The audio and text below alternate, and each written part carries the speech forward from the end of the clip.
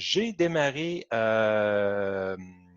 l'enregistrement. Donc, aujourd'hui, bonjour à tous, hein, bienvenue. J'espère que vous allez bien. J'espère que ça se passe bien dans vos cours. J'espère que vous avez du plaisir. Comme vous pouvez le voir, je suis dans la Station spatiale internationale présentement. Donc, je suis bien confiné, bien à l'abri. Cours en ligne numéro 9, 28 avril. Nous allons faire aujourd'hui les vecteurs dans l'espace. Donc, page 185 à 188. Comme il n'y avait pas beaucoup de choses dans ce sujet-là, j'ai décidé de débuter le produit vectoriel avec vous autres vers la fin du cours, mais juste l'introduction. Parce que le produit vectoriel, c'est quand même un gros sujet parce que le produit vectoriel, c'est difficile à comprendre, le produit vectoriel. C'est pas difficile à comprendre nécessairement dans les calculs. Ça, c'est pas dur dans les calculs. C'est pas dur non plus au niveau mathématique parce que c'est juste des calculs très simples et des règles très précises à suivre au niveau mathématique. C'est pas dur. Ce qui est difficile, c'est de comprendre l'interprétation physique du produit vectoriel. En anglais, on appelle ça le torque, le produit vectoriel. C'est pas facile nécessairement à comprendre le torque.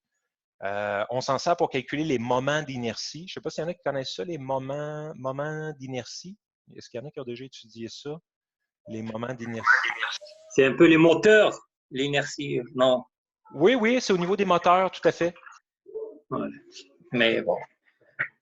C'est pas évident parce que ça nous permet de mesurer une quantité physique. En fait, c'est une quantité, c'est une intensité on peut le voir comme étant la facilité à un système à se mettre en rotation. Donc, ça mesure la facilité à se mettre en rotation. Donc, c'est pour ça qu'on appelle ça un torque en anglais, là.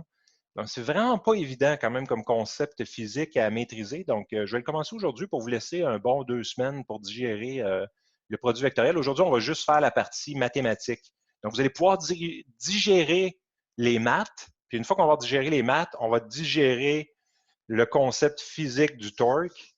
On utilise ce concept-là notamment dans les clés de serrage quand on serre des boulons. Est-ce que vous avez déjà fait ça? Probablement pas, non?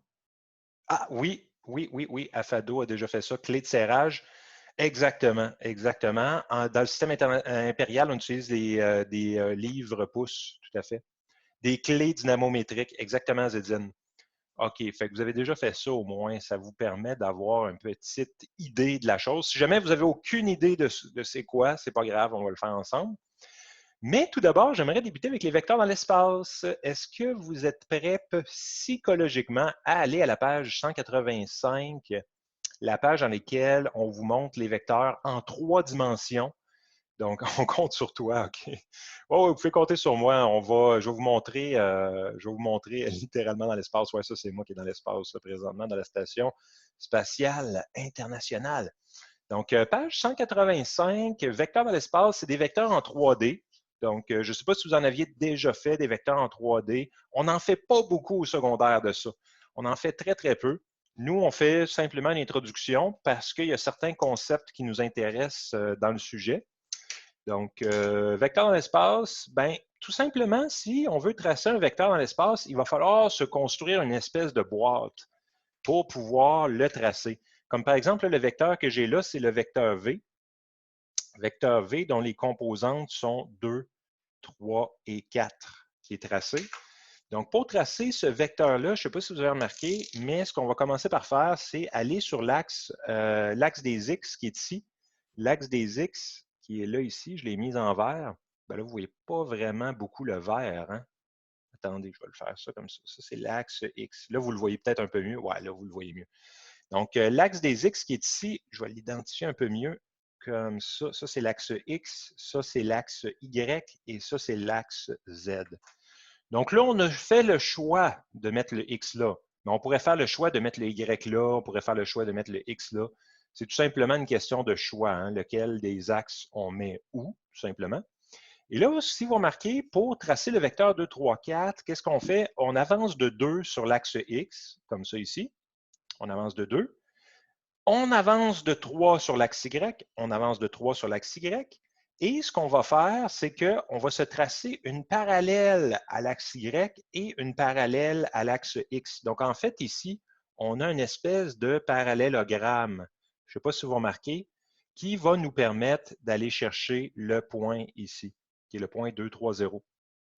Ah, bonne question de Jacobo, ça. Z n'est pas la profondeur par convention. Non, pas en mathématiques. Dans certains domaines physiques, on peut choisir que Z soit la profondeur. Dans d'autres, on va choisir que c'est X. Parfois, on va choisir que c'est Y. C'est tout simplement que j'ai inversé mes axes. J'ai décidé d'avoir un système dans une autre vision de mon système. Autrement dit, parce qu'on a juste à tourner comme ça ici. Puis là, oups, maintenant, si vous remarquez, là, maintenant, oh, là, c'est le Y qui est vertical. Si on tourne notre feuille. Si on décide de tourner encore, ah ben là, on peut choisir que c'est le X qui est vertical. Donc, c'est tout simplement un choix. En mathématiques, c'est tout simplement le choix du modélisateur de choisir où est-ce qu'on met nos axes. Si on choisit que le Z est vertical ou horizontal, c'est tout simplement un choix de modélisation. Le nom des axes. En fait, c'est un nom d'axe. On aurait pu choisir qu'il s'appelle Y, on aurait pu choisir qu'il s'appelle W. Donc, on l'a tout simplement mis là par plaisir. Donc, tout simplement, c'est ça. Bon, ben là, on a 2, 3, 0 parce qu'on a 2 en X, 3 en Y et 0 en Z. Pour aller chercher le 4, parce que je vous rappelle que ça ici, c'est la composante en X, composante en Y et composante en Z. Donc, c'est en ordre, hein, habituellement, X, Y, Z. Donc, 2 en X, 3 en Y, 4 en Z. Si on se met ici, on va avoir 0 en Z. Bien là, maintenant, pour avoir le 4, il nous suffit de monter d'une hauteur de 4 ici pour aller chercher le point 2, 3, 4.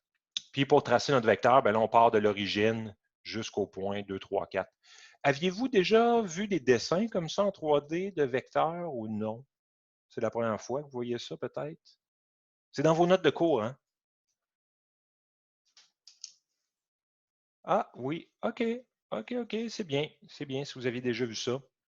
C'est très bien. C'est bon d'avoir une bonne vision spatiale hein, dans le domaine aéronautique. C'est quand même très utile d'avoir cette vision-là tridimensionnelle des choses. Je sais que plusieurs compagnies fonctionnent avec des systèmes laser là, 3D dans le domaine aussi. Là.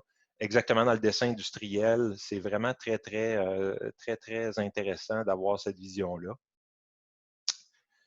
Puis ben là, c'est ça. Vous voyez, ça, c'est une autre version. C'est carrément une autre version où on a fait un autre choix. On a choisi de mettre les Y comme étant vertical, X comme étant dans un plan qui est horizontal et Y qui est totalement vertical. Mais ça, c'est carrément un choix du modélisateur. Hein? Donc, c'est vraiment le choix du modélisateur où est-ce qu'il va mettre son axe Z, X et Y. Donc, ça va dépendre de chacune des situations. Donc, c'est ça, grosso modo. Je n'ai pas grand-chose à dire sur la page 185. Je ne sais pas si vous aviez des questions. C'est juste ça qui se passe à la page 185. À la page 186, il se passe des choses. Ah, question. Monsieur, juste une petite question. Ah oui. Le 4, dans le fond, c'est la longueur entre l'origine et le point. Ah, Point. C'est ça? oui, je peux te la mettre en rouge, le 4. J'ai ma petite règle qui est ici. Le 4, c'est la hauteur ici. Ah, c'est la hauteur. C'est 4. Pourquoi c'est 4 de hauteur? Ben, c'est parce que l'axe Z mesure la hauteur dans cette situation-là. Ensuite, en vert, je vais mettre le 2. Le 2 est ici. Et le 3, je peux le mettre en bleu. Ouais, j'ai un bleu ici. Ouais, je vais le mettre ici. Ça, c'est mon 3. Donc, ça nous permet de les mesurer. C'est une très bonne question, ça. Ouais, merci. Ah, ben c'est moi qui te remercie parce que je n'avais pas pensé faire ce dessin-là, mais là, avec ce dessin-là, on comprend un peu mieux. Hein? C'est bien. En tout cas, donc c'est tout pour la page 185. À la page 186, je ne sais pas si vous avez regardé, mais là maintenant, en 3D, ce ne sera plus des cadrans, ça va être des octants. Pourquoi? Parce qu'il y en a 8. Il y en a 8 au total. 8 au total. Donc, c'est pour ça qu'on appelle ça des octants. Hein, si vous les comptez, il va en avoir 1, 2, 3, 4 en haut et 1, 2, 3, 4 en bas. Il y en a qui sont cachés. Hein. On ne peut pas les voir, mais il y en a qui sont cachés. Les voyez-vous, les 8 octants, dans votre tête? Parce que là, sur la figure, on en voit seulement 4. Là. On en voit 1, 2, 3, 4, mais il y en a 4 qui se cachent derrière le paravent, derrière le plan YZ ou ZY, c'est comme vous voulez. Les plans, d'ailleurs, ce qu'on voit là, présentement, les différents plans, les différents paravents, là, moi j'appelle ça des paravents, mais c'est des plans, ben, on les note X, O, Y. Aviez-vous déjà vu cette notation-là pour les plans? Le plan X, O, Y? Ça, c'est un plan. C'est tout simplement, c'est comme une feuille de papier, hein, un plan. Le plan X, O, Y, c'est celui qui est totalement couché ici. C'est celui qui est couché ici. Le plan XOY. Le plan XOZ, c'est le plan qui est composé de l'axe X et de l'axe Z. Donc, c'est celui qui est le plus foncé là, présentement, le plan XOZ. Donc, il y a celui-là.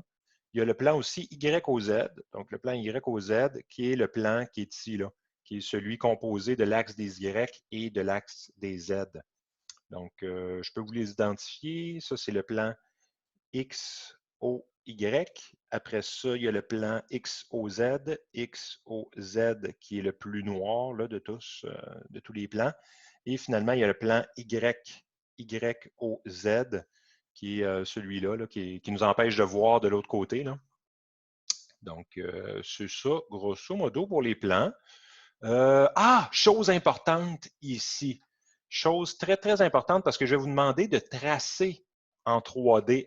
Est-ce que ça vous inquiète de tracer des choses en 3D ou est-ce que ça vous fait peur? Non? Même pas peur, Oussama? Oh, là, ceux qui sont bons en dessin, en géométrie projective vont aimer ça. Moi, j'adore la géométrie projective. Personnellement, j'ai lu là-dessus sur l'histoire des peintres, les grands peintres européens qui ont inventé, en fait, la géométrie projective. Là. C'est tout simplement, c'est le principe des parallèles, en fait. Parce que si vous voulez tracer, admettons, le vecteur X, Y, Z, bien là, ce que vous allez devoir faire, c'est mesurer à quelle position va être le point de fin du vecteur. Et en fait, tout ce qu'il faut faire, c'est trouver sa position sur l'axe Z, trouver la position sur l'axe X, ici. Donc, moi, je commence toujours par trouver la position de la base. Une fois que vous avez trouvé la position en X, parce que ça, c'est l'axe X et ça, c'est l'axe Z, une fois que vous avez trouvé la position en X, bien là, maintenant, vous pouvez prendre votre petite règle et vous tracez carrément un pointillé qui est parallèle à l'axe Z. Donc, mon pointillé est complètement parallèle à l'axe Z, ici. Donc, vous avez juste à vous tracer un pointillé qui est parallèle à l'axe Z. Et de l'axe Z, vous faites la même chose. Vous tracez un pointillé qui est parallèle à l'axe X. Vous avez même le droit de dépasser, hein? Ça ne change rien. Parce que si vous dépassez, de toute façon, où vous voulez aller, c'est à l'intersection des deux.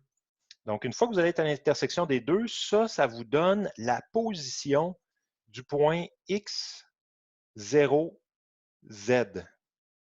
Parce que pour l'instant, on n'a aucune composante en Y. Si vous voulez aller chercher la composante en Y, tout ce que vous avez à faire, c'est prendre la mesure. Bien, vous pouvez vous faire un pointillé aussi parallèle à l'axe Y, là, en fait. Vous faites un pointillé qui est parallèle à votre axe Y à partir de ce point-là. Donc, on se fait un pointillé comme ça. Je me fais un pointillé qui est parallèle à mon axe Y. Puis là, il faut que je monte de la mesure voulue qui est sur l'axe des Y. Donc là, la mesure qui est en rouge ici, bien, ça me prend exactement la même mesure sur mon pointillé, juste ici.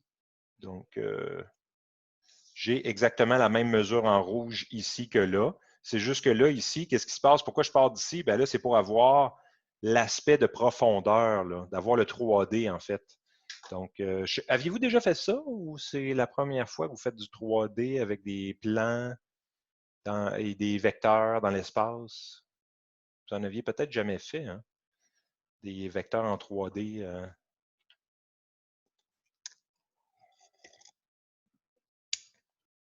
Vous êtes encore en train de digérer la situation?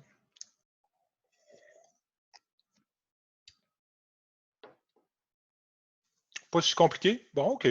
Je vais vous demander d'en tracer quelques-uns dans le prochain examen, c'est sûr. Là. Je demande toujours de faire quelques petits schémas. Donc, café sans sucre. OK. Ben, moi, je prends toujours sans sucre, en fait, Mohamed, le café, parce que, bon, moi, j'aime pas trop le goût sucré. Donc, j'aime mieux prendre mon café bien, bien amer. J'aime le goût de l'amertume du café. Même chose avec le thé. Je sais qu'il y a beaucoup de gens qui prennent leur thé sucré, mais moi, j'aime tellement l'amertume du thé que je ne suis pas capable de mettre du sucre là-dedans. J'aime mieux prendre mon thé très... café colombien, ben oui. Hey, on prend rien d'autre, là. C'est pas admis de prendre d'autres choses. On prend toujours le café colombien, bien évidemment. Donc, on peut le prendre après 20 heures. Ouais, après 20 heures, ça commence à être tard un peu, là. Donc, c'est ça, grosso modo. Vous avez quelques exemples. Donc, vous avez l'exemple ici du point 3, 2, 4. Donc, 3, 2, 4, hein, bien évidemment. L'axe Y est ici, l'axe X est ici, l'axe Z est là. Il faut toujours se rappeler hein, que ça, c'est le X, ça, c'est le Y et ça, c'est le Z. Hein, c'est en ordre. Donc, c'est vraiment en ordre. C'est X, Y, Z. Donc, vous pouvez commencer par aller chercher votre 3 ici sur l'axe des X. Vous allez chercher le 4 sur l'axe des Z.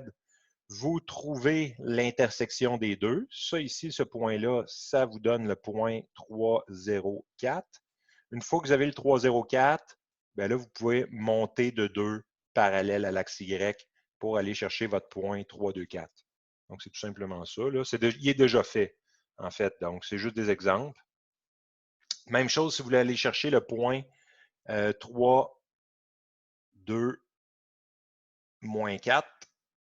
C'est un XYZ. Donc, vous allez chercher 3 en X.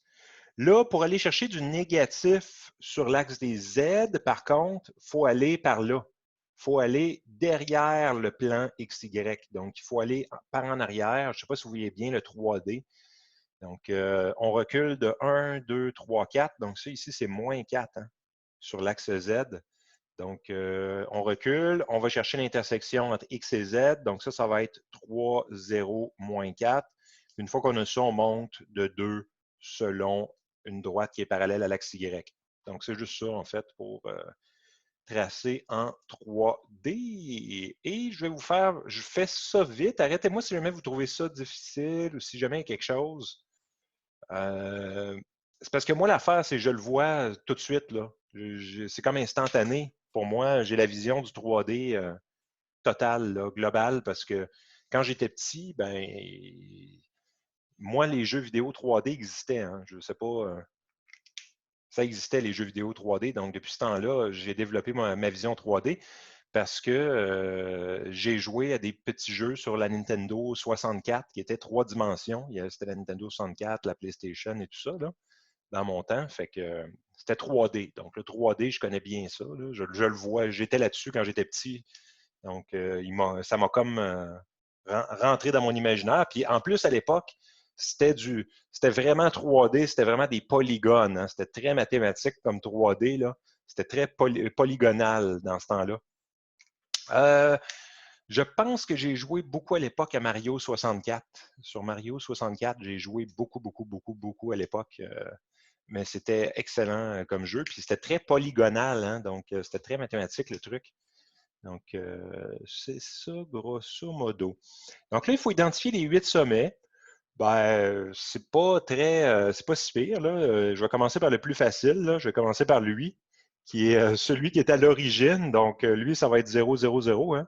C'est 3 fois 0, 0, 0, 0. Donc, c'est juste des zéros, hein, celui qui est à l'origine. Bon, après ça, les autres plus faciles, ben lui, c'est un des plus faciles aussi. Pourquoi c'est facile? Ben, c'est parce que c'est 1, 2, 3 en X, donc c'est 3 en X, 0 en Y et 0 en Z. Donc, arrêtez-moi si jamais quelque chose, si jamais vous trouvez ça difficile ou si jamais vous êtes bloqué, arrêtez-moi. Celui-là ici, ben là, il n'y a rien qui se passe sur X, il n'y a rien qui se passe sur Z, c'est seulement 2 en Y. Donc, ça va être 0, 2, 0 pour celui-là. Après ça, celui-là ici, c'est intéressant parce que lui ici, on peut se servir de lui et de lui pour le trouver. Ça va être quoi celui-là, dans ce coin-là? Est-ce qu'il y en a qui le savent? 3, 2, 0, Christian, en plein ça. En plein ça.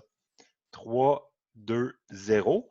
Parce qu'on est 2 de hauteur en Y et on est avancé de 3 en X, mais on n'a pas de composante en Z. Ensuite, ici, ben là, ici, c'est seulement du Z. Hein, donc, ça va être 0, 0, 1, 2, 3, 4.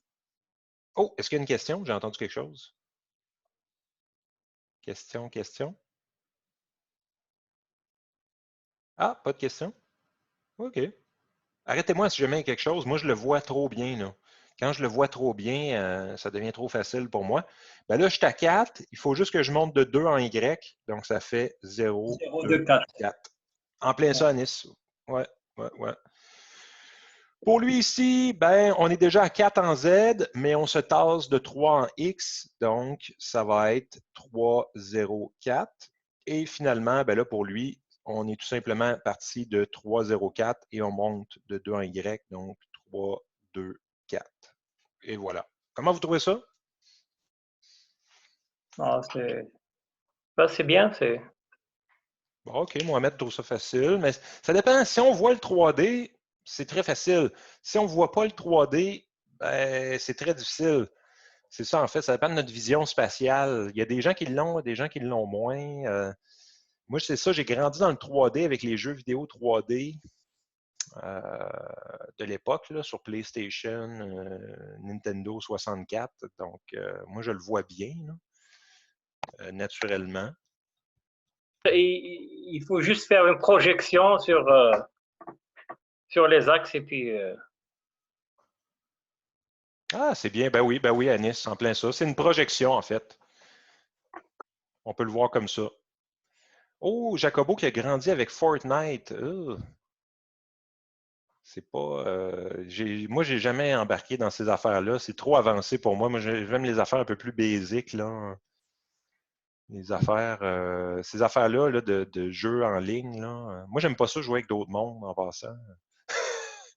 Je suis un peu anti. J'aime pas ça jouer avec d'autres mondes sur Internet. Désolé. Mais oui, c'est ça. Il faut avoir le cerveau allumé, par exemple, pour jouer à ça. Moi, j'aime ça, tu sais, j'aime ça calculer mes affaires, analyser. Moi, je suis plus analytique, là, mais je sais qu'il y en a qu'eux autres. Il faut être très rapide sur ces affaires-là. Moi, je suis pas rapide, j'aime trop analyser.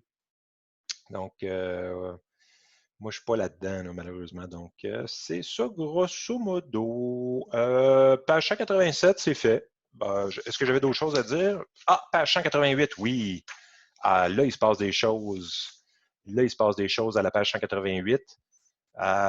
Opération sur les vecteurs de l'espace. Donc, là, on est en 3D. Là, ce que je vous annonce, c'est que tout ce qu'on faisait en 2D, ça marche en 3D. Est-ce que ça vous surprend? Est-ce que vous voulez une démonstration? Je n'ai pas le goût de faire de démonstration, là. Je pourrais là, faire des démonstrations, mais grosso modo, la longueur d'un vecteur, c'est un Pythagore, mais en 3D. Ce n'est pas nécessairement évident mathématiquement que ça va nous donner une longueur tridimensionnelle, mais on pourrait le démontrer. Est-ce que ça vous va si on fait juste l'accepter, tous en groupe, sans démonstration, que ça donne? OK, parfait. Je n'ai pas le goût de la faire. Habituellement, je ne la fais pas, là, mais on pourrait la faire. On pourrait la faire. C'est tout simplement de faire 2 Pythagore, en fait. C'est vraiment rien là. Après ça, le produit d'un vecteur par un scalaire K, ben là, si on a K fois un vecteur U, on multiplie toutes les composantes par la constante. Bon, on me fait confiance, Jacobo, good. Et U plus V, ben, tout ce qu'on fait, c'est qu'on additionne les composantes de U et les composantes de V. Donc, c'est exactement comme en 2D. C'est pareil, pareil, pareil comme en 2D. Et le produit scalaire fonctionne aussi. Et là, maintenant, en 3D, le produit scalaire est vraiment, mais vraiment très, très important en 3D parce que ça devient notre seule façon de calculer les angles. À moins d'utiliser des méthodes géométriques beaucoup plus complexes, moi, je vous recommande en 3D toujours utiliser le produit scalaire pour calculer l'angle. Donc, vous allez utiliser cette formule-là également qui est encore valide, là, qui est la formule avec le cos, donc longueur de U fois longueur de V fois cos de l'angle entre les deux. Et ça vous permet d'aller chercher vos angles en 3D. toujours utiliser produit scalaire pour trouver les angles. Là. Donc, toujours à utiliser pour trouver θ. Donc, si vous voulez trouver θ, c'est toujours le produit scalaire maintenant. Parce que sinon, ben là, sinon, vous pouvez le faire aussi. Vous pouvez faire une autre méthode, mais là, l'autre méthode requiert de se créer un triangle en 3D, calculer la longueur de tous les côtés et ensuite de faire une loi des cos. En fait, ça revient au même, mais plus long. Donc, ça revient au même, mais c'est vraiment plus long que de juste faire une loi des cos. Là. Donc, moi, je vous recommande franchement la loi des cos. Pas la loi des cos, le produit scalaire. Mais ça revient au même que de faire une loi des cos, mais plus rapide, en fait. Donc, êtes-vous prêt pour un exemple d'angle en 3D? Ça va être votre premier. Êtes-vous excité de faire votre premier angle en 3 dimensions, l'angle entre A et B? On ne fera même pas le dessin, en fait. On va juste calculer l'angle comme ça, juste avec les composantes. On peut le faire. Fait que c'est vraiment pas... il n'y a vraiment rien là. C'est comme d'habitude, en fait. C'est ça que vous allez découvrir. Et ce qui est vraiment bien, c'est que la chose se fait vraiment comme au dernier cours. C'est vraiment exactement pareil. Moi, ce que je fais, c'est que je dis que produit scalaire de A avec B, ben, il y a une version qui est juste de multiplier, faire un produit scalaire de 3, 5, moins 1 avec... Oups, j'ai fait une parenthèse de trop, là. J'ai fait comme une parenthèse superflue. Ici, vous avez la parenthèse non nécessaire. Produit scalaire avec moins 4, 0, 2. Donc, c'est tout simplement de faire produit scalaire. Vous avez la version également avec longueur de A multiplié par longueur de B multiplié par cos de l'angle θ. Vous avez les deux versions. Bon, j'ai manqué un peu de place. Je vais la refaire. Je vais la refaire parce que j'ai manqué de place. Longueur de A fois longueur de B fois cos θ. Donc, il y a deux versions au produit scalaire. Il y a la version de gauche puis il y a la version de droite. La version de droite, ben là, se fait vraiment bien. Il faut faire 3 fois moins 4. Donc, c'est 3 produits scalaires avec produits réguliers, là, des nombres. 3 fois moins 4 plus 5 fois 0 moins 1 fois 2. Est-ce que vous en souvenez de ça, la formule du produit scalaire, ou c'est trop loin? On a fait ça la semaine passée. Moins 12 plus 0 moins 2. Ah, vous en souvenez, OK. Donc, ça fait moins 14 comme produit scalaire. Une fois que vous avez moins 14, bien là, vous pouvez vous en servir pour travailler de l'autre côté. Parce que là, de l'autre côté, ça nous prend la longueur de A, la longueur de B. Mais là, longueur de A et longueur de B, ça se fait quand même assez bien, puisque longueur de A, ça va juste être égal à un Pythagore des composantes, un Pythagore 3D. C'est comme une version de Pythagore, mais en 3D, plus moins 1 au carré. Donc, la longueur de A, ça va être 9 plus 25. 9 plus 25, ça fait 34, 35, racine de 35. Ça va être la longueur de A. Et ça vous prend aussi la longueur de B. Longueur de B, ça va être égal à racine carrée de moins 4 au carré, plus 0 au carré, plus 2 au carré. Donc, ça va faire longueur de B, ça va tout simplement nous faire 16 plus 4, ça fait racine carrée de 20. Donc, vous avez les longueurs des deux vecteurs. Vous pouvez venir les remplacer ici. Donc, longueur de A, c'est racine carrée de 35, multiplié par longueur de B, qui est racine carrée de 20, multiplié par cosinus de l'angle entre les deux. Tout ça devrait être égal au moins 14 qu'on a obtenu. Ouais, j'ai plus beaucoup de place. Hein. Moins 14 qu'on a obtenu, mais je vais essayer de le réécrire un peu mieux là, de l'autre côté. Donc, moins 14. Puisque les deux formules sont égales. Hein. Donc là, vous pouvez isoler le cos. Cos de l'angle va être égal à moins 14 sur les deux racines. Est-ce que vous vous souvenez qu'on a utilisé cette technique-là la semaine passée pour trouver les angles? Sûrement. Hein? On l'a utilisé quelques fois. À quelques reprises. Christian s'en souvient. OK. Puis là, grâce à ça, vous pouvez calculer l'angle. Donc, tout ce qu'il vous reste à faire, ben, c'est rentrer moins 14 divisé par parenthèse racine de 35 fois racine de 20. Donc, il n'y a pas beaucoup de calculs. Ça vous donne la valeur du cos. Ben là, vous allez faire la deuxième fonction cos. Bingo, vous avez 121 degrés. Donc, θ est égal à 121,94 petits points degrés. Là. Donc, ça va très, très vite calculer les angles avec ça. Donc, en 3D, moi, je vous recommande vraiment d'utiliser cette méthode-là. Parce que sinon, si vous utilisez l'autre méthode, ça va être long. Vous allez peut-être faire des erreurs de calcul. C'est pas du tout. L'autre méthode, c'est la loi des cos. C'est pas interdit d'utiliser la loi des cos, mais c'est fortement recommandé de ne pas le faire parce que c'est beaucoup plus de calcul que cette méthode-là. Bon, ben, je vais faire le B également. Je ne sais pas si vous êtes prêt pour le B. Vous sentez-vous... Monsieur, juste une petite question. Ah Vous avez oui. vous avez mis le moins 14 ici. Dans le fond, c'est vous avez fait une partie, c'est moins 14, l'autre partie, c'est. Puis vous l'avez fait égal à moins 14, c'est ça? C'est pas deux Oui, oui. façons de faire, c'est la même façon, mais genre coupé en deux. Oui, c'est ça. C'est comme couper en deux le produit scalaire. Il y a une version de droite puis il y a une version de gauche. Il y a tout le temps les deux versions qui existent. Puis les deux doivent être toujours égales. Donc, si la version de droite donne moins 14, ben, ça veut dire que la version de gauche va être égale à moins 14 aussi. OK. Mais si on n'aurait pas fait celle de droite, on aurait juste fait celle de gauche. Le moins 14, comment est-ce qu'on l'aurait trouvé? Genre, Ah, on n'aurait pas pu le trouver, là, malheureusement. OK, c'est ça, il faut faire les deux façons. Oui, il faut faire les deux OK, façons, super. malheureusement. On n'a pas le choix. Ouais, je vais reprendre mon cos. C'est moins. Ouais, c'est ça. C'est moins 52, Christian. 0, moins 0.529150, 3 petits points, qui est égal au cos. Ouais, tu as raison. Moins 0.52. Ouais, 52,9150. Êtes-vous prêt pour l'autre, celui avec le U? Vous sentez-vous suffisamment en forme pour le U? Le U, je vais juste le retranscrire avec qu'est-ce qu'on a. Donc, c'est 2 fois A. Donc, c'est 2 fois le vecteur A qui est le vecteur 3, 5, moins 1, moins 3 fois le vecteur B qui est le vecteur moins 4, 0, 2.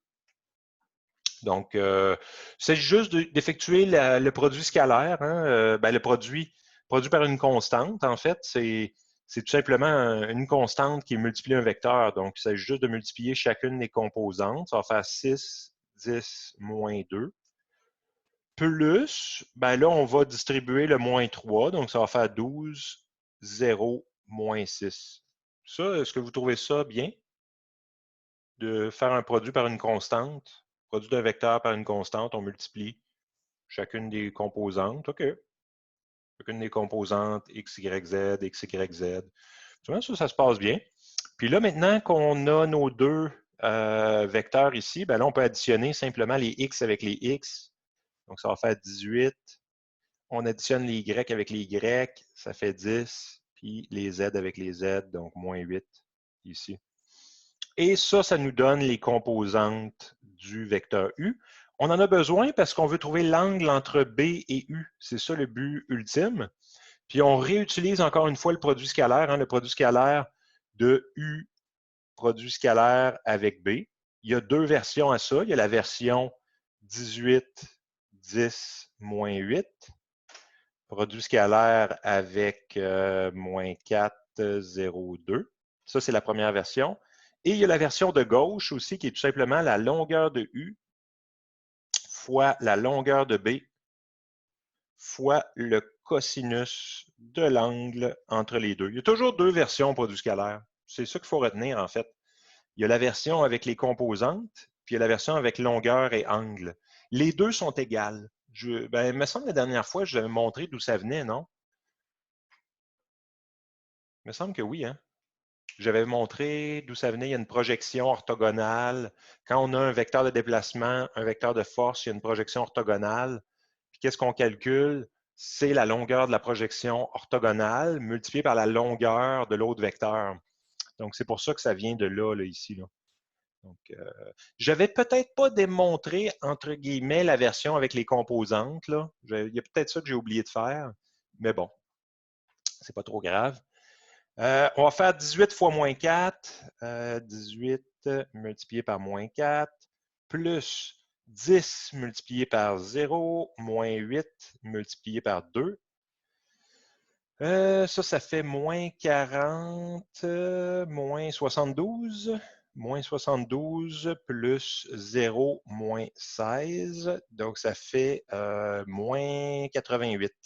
Moins 88 ici comme produit scalaire. Rappelez-vous hein, que le produit scalaire, c'est aussi le travail. C'est un travail. Ça, c'est des joules. Si on était dans une situation, c'est-à-dire une situation de calcul de travail, donc un bloc qui se fait pousser, là, on aurait moins 88 joules. Oh, c'est bizarre ça, des joules négatives, est-ce que ça se peut?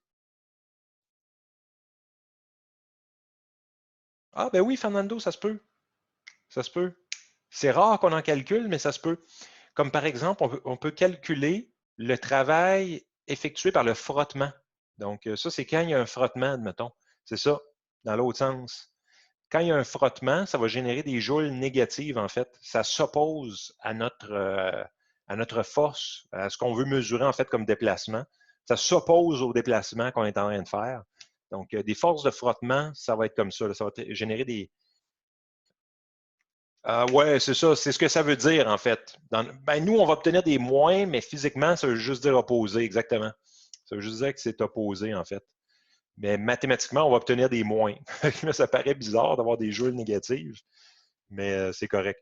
Ah, je n'ai pas calculé la longueur de U. Il faut que je fasse ça aussi. Longueur de U, c'est égal à racine carrée de 18 au carré plus 10 au carré plus moins 8 au carré. Ça devrait donner racine carrée de, moi je l'ai fait, 488. 488, je pense que Zedine l'avait marqué, ouais.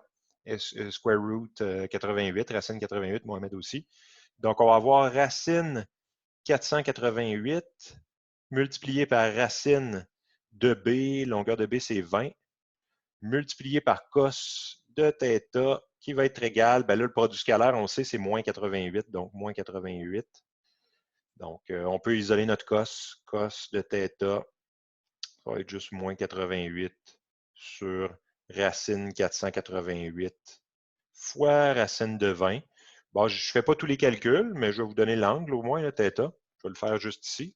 De toute façon, je l'ai fait sur ma calculatrice. Là, je le fais directement devant vous. Le moins 88 divisé par parenthèse. Deuxième fonction racine 488 fois deuxième fonction racine 20. Fermeture de parenthèse égale. J'arrive à moins 89. Ouais, moi aussi, j'ai dit moins 89. Puis si je fais deuxième fonction cos, j'arrive à 152,96 d'angle, donc 152,96, 81, 43 degrés d'angle entre les deux vecteurs. Donc, c'est tout simplement ça. C'est la même procédure qu'avant. Hein. Il n'y a rien qui a changé, en fait.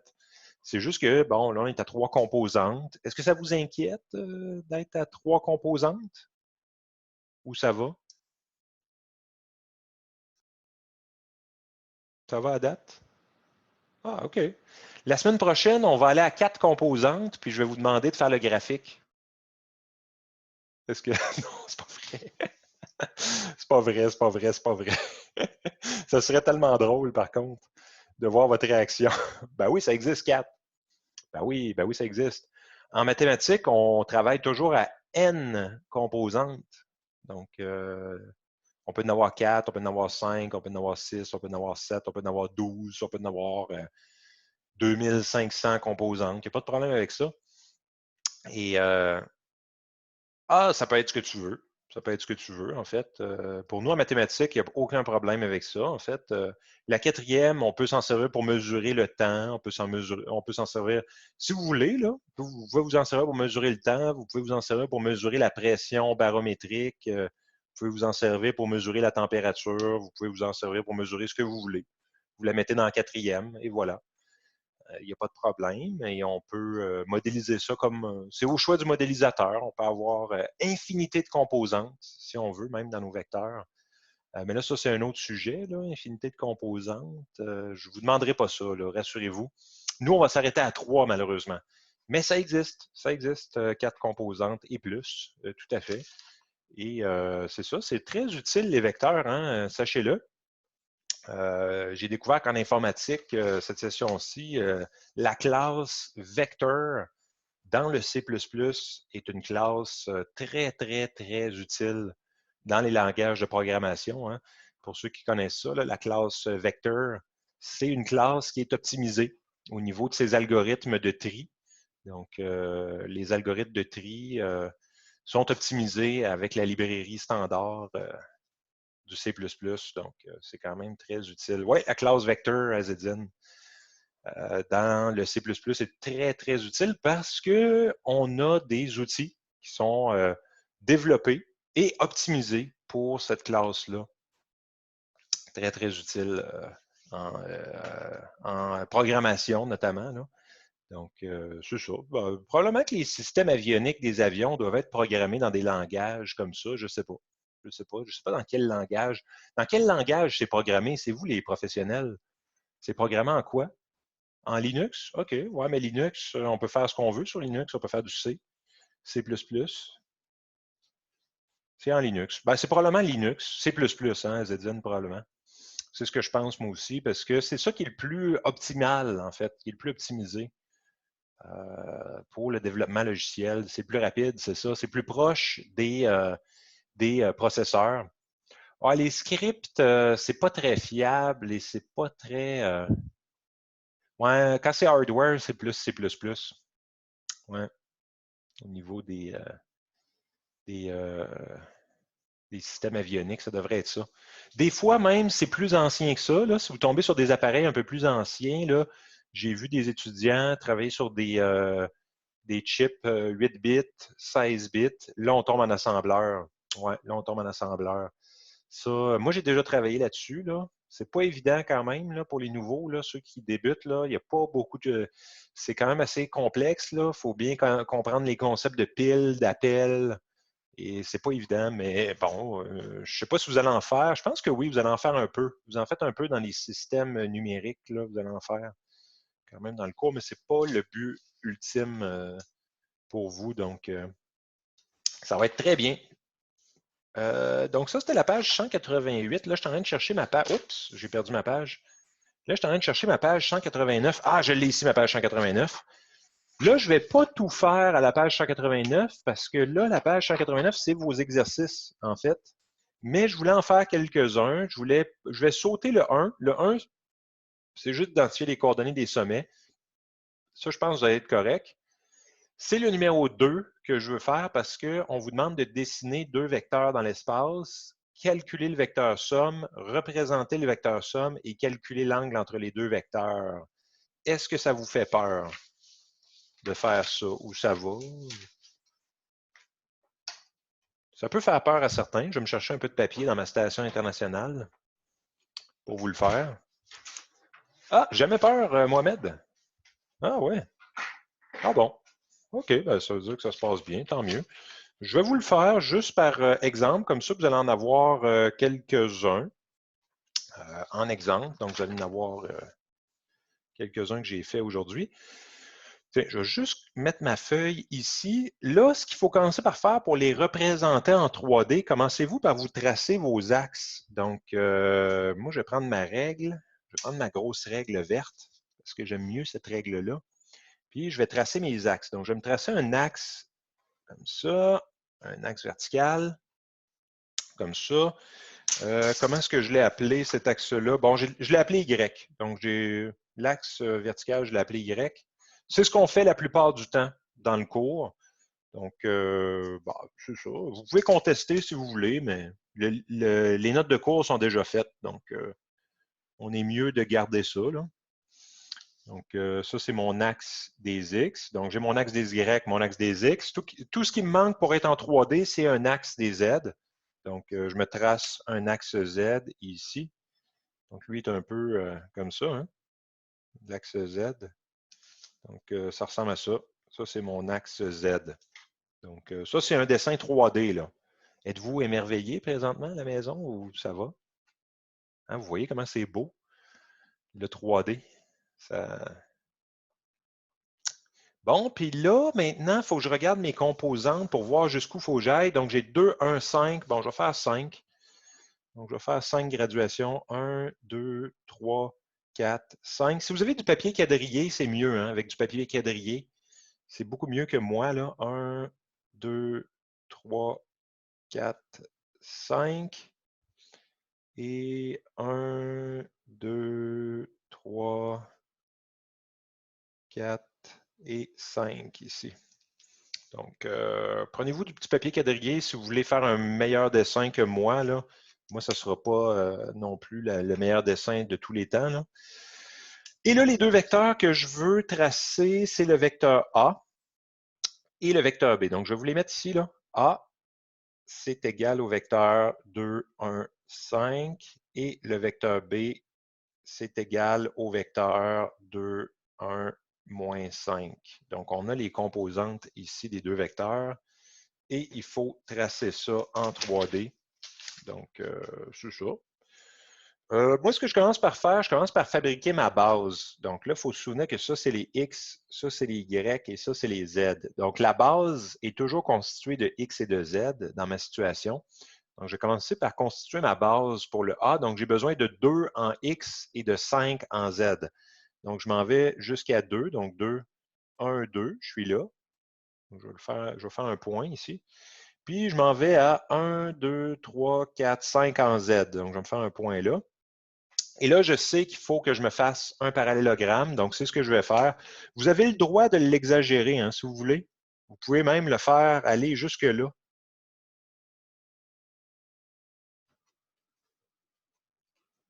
Ça peut vous aider à mieux tracer, là.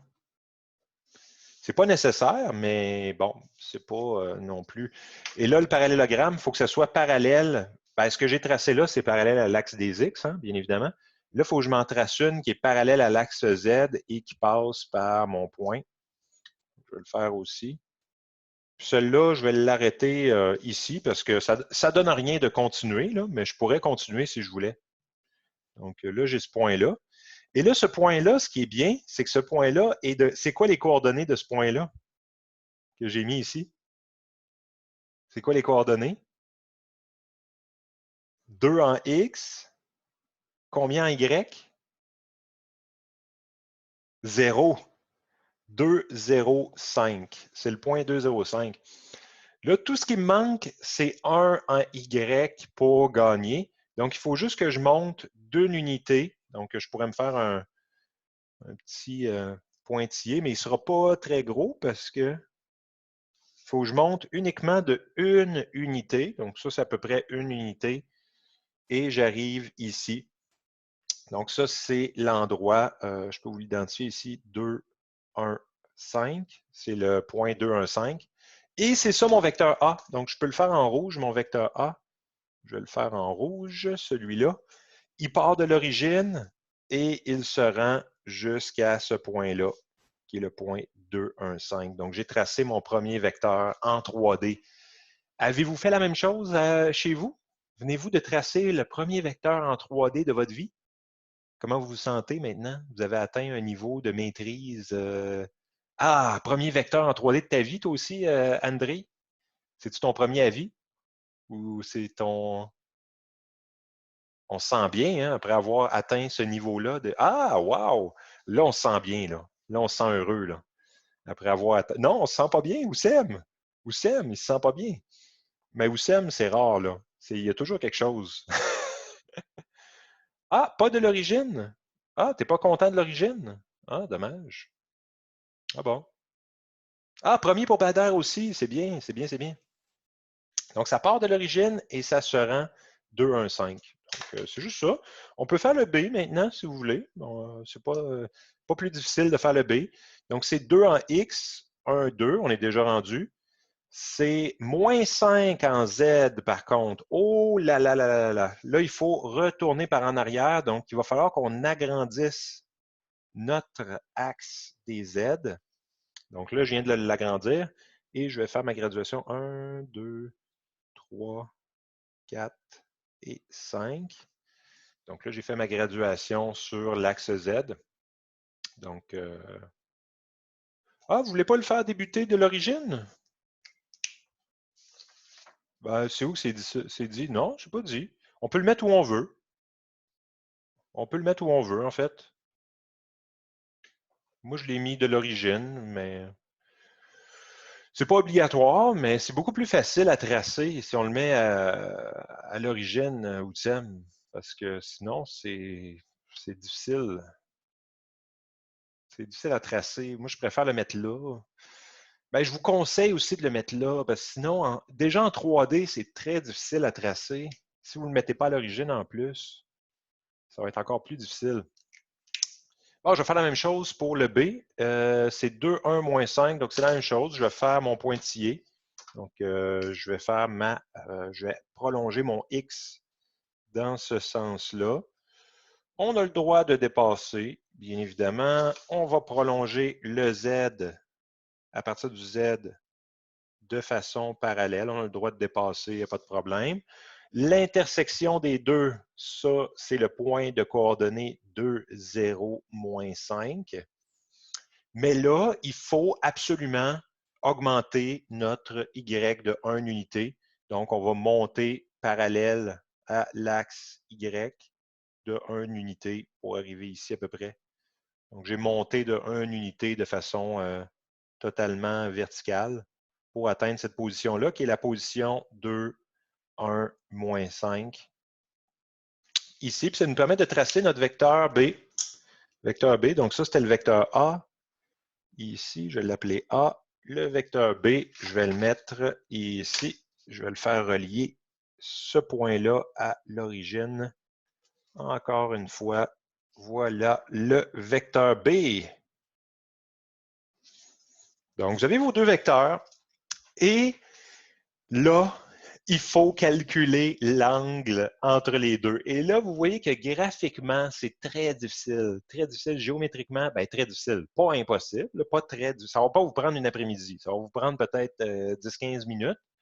Mais c'est beaucoup plus facile avec le produit scalaire de trouver l'angle.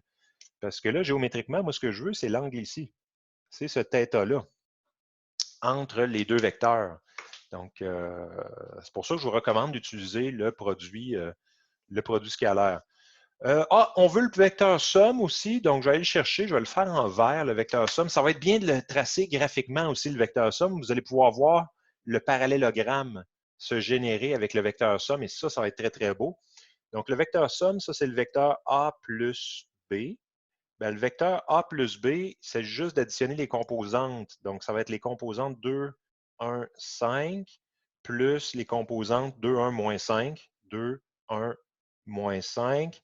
Ça va vous donner comme composante en X4, composante en Y2 et composante en Z, 0. Et on peut le tracer lui aussi sur le graphique. Et là, ça va être beau. Parce que là, il s'agit d'avancer de 1, 2, 3, 4. 4 en X, donc on va être là. On avance de 0 en Z, ça c'est correct. Et on avance de 2 sur l'axe Y. Bien là, il s'agit juste de se faire un petit pointillé également. Donc, je vais faire mon pointillé pour connecter le tout. Donc, pointillé, attention. Un pointillé ici parallèle à l'axe des X et un pointillé ici parallèle à l'axe Y. J'essaie de faire le plus beau dessin possible.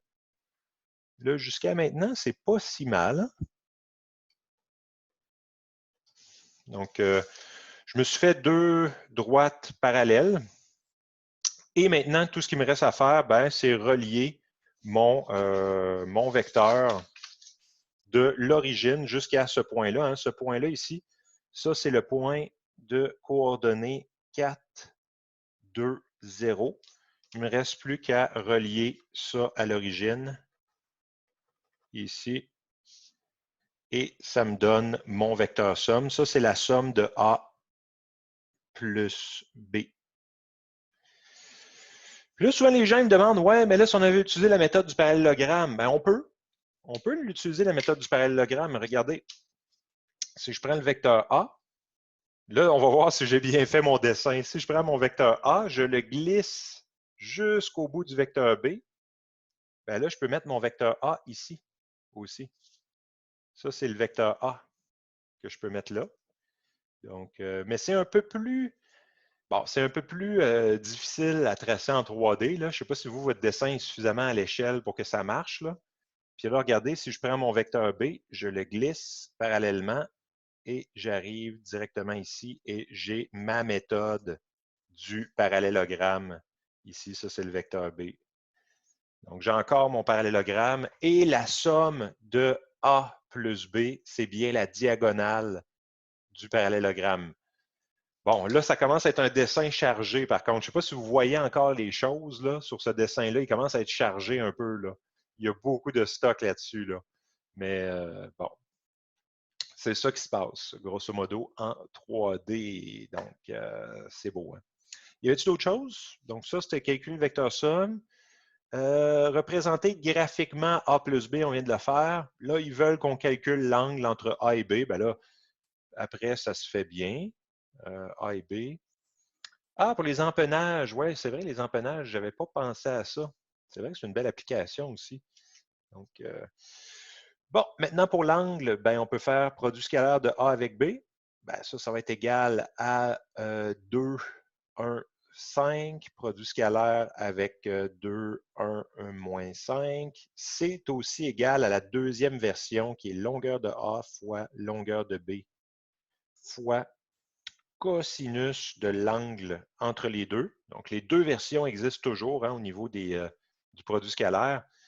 De ce côté-là, 2 fois 2, 2 fois 2 plus 1 fois 1 plus 5 fois moins 5. Ça va nous donner 4 plus 1 moins 25. Ça va nous donner moins 20. Donc, ça nous donne un travail négatif, bien évidemment. Ah, je n'ai pas calculé les longueurs des vecteurs. Je vais le faire ici. Donc, longueur de A, c'est égal à racine carrée de 2 au carré plus 1 au carré plus 5 au carré. Ça nous fait racine de 25 plus 4 plus 1, ça fait racine de 30. Et longueur de B, ça va nous faire égal à racine carrée de 2 au carré plus 1 au carré. Ah, plus moins 5 au carré. Ça fait également racine carrée de 30, si on calcule ça. Parce que c'est plus moins 5, là. Je l'ai mal écrit ici. Là. Je l'ai mal écrit. Je vais le refaire. Tiens, on va le refaire. 1 au carré plus moins 5 au carré. Donc, ça fait également racine carrée de 30. Les deux sont racine carrée de 30. Les deux sont de la même. Ça ne paraît pas, hein, graphiquement. Regardez. Ça, là, c'est de la même longueur que ça. Avez-vous remarqué?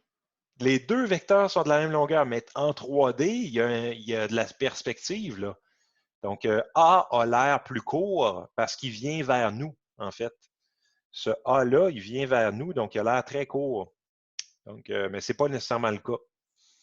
Donc, on peut venir remplacer ici racine de 30 fois racine de 30 fois cos θ égale moins 20. Donc, cos θ égale moins 20 sur ben là, racine de 30 fois racine de 30. On aurait eu le droit de simplifier. On pourrait juste marquer moins 20 sur 30. On peut simplifier aussi. Donc, je vais le faire juste ici. Moins 20 divisé par 30. Et on peut faire deuxième fonction cos. J'arrive à 131. Arrivez-vous à ça, vous autres aussi? 131,81. Θ égale 131,8103 degrés. J'arrive à ça. Donc, c'est ça. On a fini. Comment vous trouvez ça? Est-ce que c'est bien, pas bien? Est-ce que vous trouvez ça difficile? Ouais, 131,81, Mohamed, en plein ça. Moi aussi, j'ai ça. 131,81. Le prochain examen, bonne question de Jacobo. Le prochain examen, je vous le donne le 7 mai. Donc, ça veut dire la semaine prochaine, jeudi de la semaine prochaine. Pas le jeudi prochain, l'autre d'après. Oh, belle expérience, Anis. Génial. Donc, la semaine prochaine, Jacobo, je vais essayer de vous le donner le plus rapidement possible. Je n'ai même pas commencé encore à le. En devoir, oui. Ah, ouais, ça va être difficile. Je n'ai même pas commencé encore à composer l'examen. Donc, je suis encore en train de corriger le précédent. C'est minimum une semaine, Ali. Minimum une semaine. Je ne sais pas encore si je le fais court, moins court, je verrai, là. Je verrai qu'est-ce que j'ai à vous donner. C'est uniquement sur les vecteurs, Azedine. Juste des vecteurs. Donc, c'est juste la partie actuelle, là. Donc, ouais, j'aime bien court aussi. Donc, je ne sais pas si je vais vous donner une semaine ou 2 semaines. J'aime bien vous donner 2 semaines, par contre. Donc, j'aime bien ça quand vous avez 2 semaines. Ça vous laisse le temps de bien vous réviser, bien travailler. Donc, ouais, moi aussi j'aime ça, Jacobo. Donc, je vais devoir étudier. Vous retournez au travail le 4 mai? Ben voyons donc. Bader, bader, bader, bader, bader. C'est donc bientôt. C'est le 11 mai dans la région de Montréal. Ben ouais. Ah oui, tu viens de recevoir la lettre? C'est supposé être le 11. Ouais, mais c'est supposé être le 11. Ils ne sont pas supposés ouvrir, Bombardier. Ils ne sont pas supposés. Ah, 4 mai. Ah ouais. Ils ne sont pas supposés. C'est supposé être le 11, la région de Montréal. Ah ben, ils ont décidé que c'était le 4. Mais là, est-ce que tu travailles chez Bombardier pas loin de l'école ou tu travailles ailleurs? Si tu travailles pas loin de l'école, mais je ne sais pas si à Dorval, ouais, Dorval, ça compte pas. Dorval, je suis à peu près sûr que ça compte pas. C'est le 4 mai dans ce cas-là. C'est vraiment le 4 mai. Non, ben, c'est la vie, malheureusement, Bader. Ouais, Dorval, ça compte pas dans le 11 mai. Ouais, ouais, ouais. Malheureusement. Je pense que ça comptait juste, le 11 mai, je pense que ça comptait juste Montréal, puis les banlieues, genre Longueuil. Dorval, je pense, ça n'embarque pas là-dedans. En tout cas. Ah, ben, il va falloir retourner au travail, malheureusement. Le 4 mai, ça vient vite, hein. Nous, on finit au mois de juin. Donc, de toute façon, il va falloir t'habituer, hein, Bader, malheureusement. On finit seulement au mois de juin. Mm. Ben oui, ça va vite. Mais peut-être qu'ils vont vous faire travailler des corps réduits. Donc, ouais. Peut-être qu'ils vont vous faire travailler un peu moins, parce que là, ils ne peuvent pas non plus vous faire travailler à 15 dans le même appareil, là. Ils ne peuvent pas vous faire embarquer. Sûrement qu'ils vont réduire, hein, les heures de corps parce qu'ils ne peuvent pas vous faire travailler tout le monde en même temps, là, malheureusement. Ça ne sera pas possible là, pour ne pas vous contaminer. Là. Mais comme vous le savez déjà, on va tous l'avoir. Je vous l'avais déjà dit, on va tous l'attraper, le fameux virus. Il faut qu'on l'attrape aussi. C'est la vie, hein? Donc, beaucoup de gens ne croient pas à la transmission communautaire, mais c'est même pas ça le but, en fait. Le but, c'est tout simplement de retourner à la vie normale. Hein. C'est quand même pas évident. Bon, j'avais-tu prévu d'autres choses? Oui, j'avais prévu d'autres choses. J'avais prévu vous faire une petite. Ben, on n'a pas le choix de l'attraper. Exactement. Ali. Ne vous inquiétez pas, c'est pas un virus dangereux pour les gens qui n'ont pas de problème de santé vraiment. Là. C'est plus dangereux chez les gens qui ont déjà des problèmes de santé. Donc, sinon, c'est comme une grippe un peu. Hein. Fait que c'est pas non plus la fin du monde. Hein. Donc, c'est ça. Bon, je fais pas tous les problèmes, hein, bien évidemment. Je vous laisse. Si on est faible en maths. Bien, si on est faible en maths, ça ne change rien au niveau du virus. Donc, ça ne change rien. Que vous soyez faible ou fort en maths, ça ne change rien. C'est surtout votre capacité pulmonaire, en fait, qui qui peut être affecté. Là, si jamais vous souffrez de problèmes respiratoires, c'est là que c'est dangereux, hein, surtout. Donc, à part ça, c'est pas très dangereux pour vous. Ce qui est surtout plate, c'est si vous l'attrapez, il faut se mettre en quarantaine de 14 jours. Donc, Badair, si jamais tu veux arrêter de travailler pour étudier, ben, tu as juste attrapé le virus, tu as juste trouvé quelqu'un qui l'a, puis tu lui dis, viens me cracher dans la bouche, puis tu vas être correct. Tu vas pouvoir, tu vas pouvoir arrêter de travailler pendant 2 semaines. C'est pas recommandé. J'ai- Ouais, je viens pas de te recommander ça, là. C'est pas du tout recommandé. Ben oui. Donc, c'est ça, grosso modo. Bon, page 190, il y a d'autres exercices. Une belle fille, oui, c'est ça, c'est ça. Bon, page 190, il y a d'autres exercices que je vais faire mercredi. Je vais faire les plus difficiles, là. Je vais faire le numéro 7 avec vous autres. À la page 190, là, vous voyez, il y a des choses qui se passent en 3D, là, avec des mesures, puis des pièces, tout ça. Vous pouvez les essayer avant que j'y fasse. Mais jeudi, pas mercredi, jeudi, je vais les faire, là, numéro 7, parce que sont un peu plus difficiles. Fort probable que je vais vous en mettre un à l'examen, un en 3D. Là. Donc, c'est ça. Je vais vous les faire jeudi. Mais vous pouvez toujours m'envoyer vos questions, hein, il n'y a pas de problème avec ça. Fallait que je vous introduise un peu avant de vous laisser partir le produit vectoriel parce que, ben, pourquoi j'ai décidé de l'introduire? Je n'étais pas supposé le faire, mais c'est parce que j'ai remarqué que sinon, la semaine prochaine, ça va être un gros cours parce qu'il va y avoir beaucoup de théories. Puis ça fait beaucoup à digérer d'un coup, là.